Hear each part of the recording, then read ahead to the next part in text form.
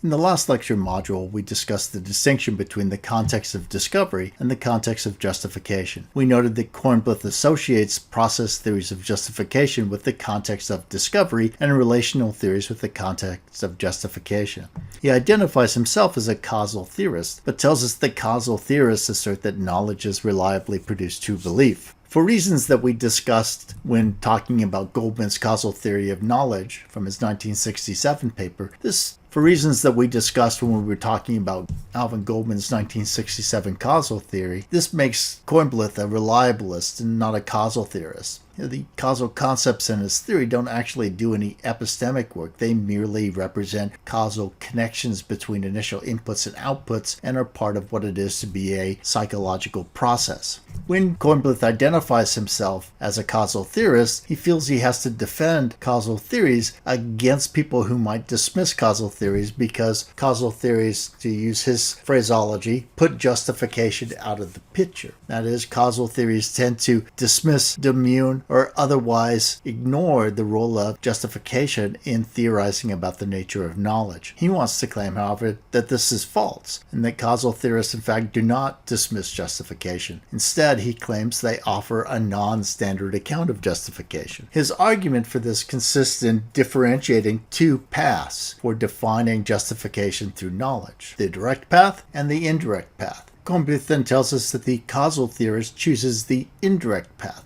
In what does the indirect path consist? Kornblith tells us that the definitional theory of knowledge that equates knowledge with justified true belief is a truism and accepted by all parties in the debate. As a result, he thinks the direct implication is that whenever a theorist offers an account of knowledge, they are in fact offering an account of justification as well, regardless of their intention to do so. When we take their theory of knowledge and we remove the belief component and the truth component, the residual is a theory of justification, regardless of the intent of the theorist. The traditional epistemologist, on the other hand, takes a direct approach. They explicitly will define justification as either a clause or a separate theory, and Kornblith feels that they all do this within the context of the arguments on paper thesis. One difficulty with this particular argument is that the definitional theory of knowledge as justified true belief isn't a truism, and it hasn't been a truism at least since Gettier. Whatever our theory of knowledge is, it might include justification, truth, and belief, but it must also include something else, something that provides the additional guarantee that we aren't in a Gettier case or falling victim to a Gettier case. Hence, it's justification plus warrant in all likelihood, and so we'd have to figure out a way of extracting the warrant from that sticky residue that remains once the truth and the belief are gone from the theory of knowledge. But what about the arguments on paper thesis? Well, Kornblith tells us that the standard account of justification, the one most often offered by both coherentists and foundationalists, includes an apsychological component based upon the arguments on paper thesis. He says, consider the regress argument. It has us believe that justification consists in the propositions appearing on a list of propositions that a person believes, such that either it requires no argument or a good argument can be given for it, which takes as its premises certain other propositions on the list.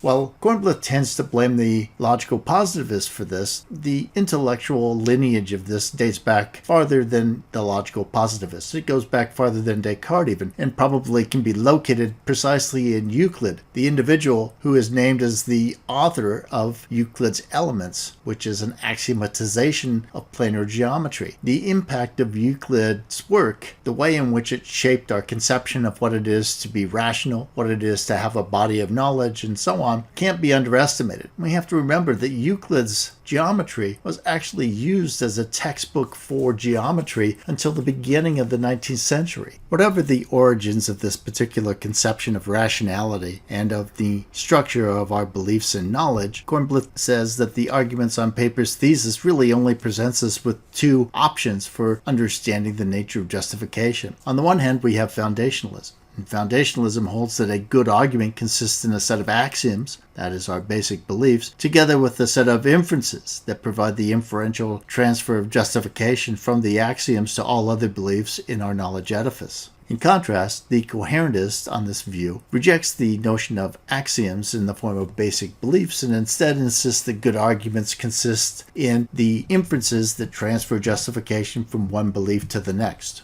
Now that Kornblith has set the stage for the rest of the paper by identifying both the foundationalist and the coherentist as formulating theories of justification within the context of this arguments on paper thesis, we might sit back and reflect a bit on whether or not we think the arguments on paper thesis is accurate of any theory that we've come across so far. For instance, the arguments on paper thesis is crafted specifically to invoke a metaphor of static representations of content adhering to rigid evidential relationships. That is an argument on paper. It suggests that foundationalists and coherentists conceive of the goal of justification and even of cognition as becoming the human embodiment of Euclid's elements. But many of the foundationalists and the coherentists that we've read have actually had quite a dynamic notion of justification. While Descartes discusses the foundational nature of our knowledge edifice, he does so in the context of an epistemology of judgments, of mental activities. Mongeur's emphasis on inference and on sensory input, together with the cognitive penetrability of the content relationships in inferential transfer of justification, seems to put him at odds with this static, apsychological notion of evidential relationships. A different way of thinking about the arguments on paper's thesis is that it emphasizes the particularly psychologically unrealistic portrayal of cognition in theories of justification. And I think there's some legitimacy to that. Foundationalists and coherentists who talk about the tacit availability of inferences serving to justify them, or the counterfactual ability to perform inferences that one never actually performs or even could perform, even given enough time and resources. These things seem fundamentally at odds with an understanding of how human beings actually reason, learn, and know. But we should be wary of the arguments on paper's thesis precisely because it seems to portray these theories in such a black and white way, and it judges them against standards that we might in turn want to apply to Kornblith's own theory.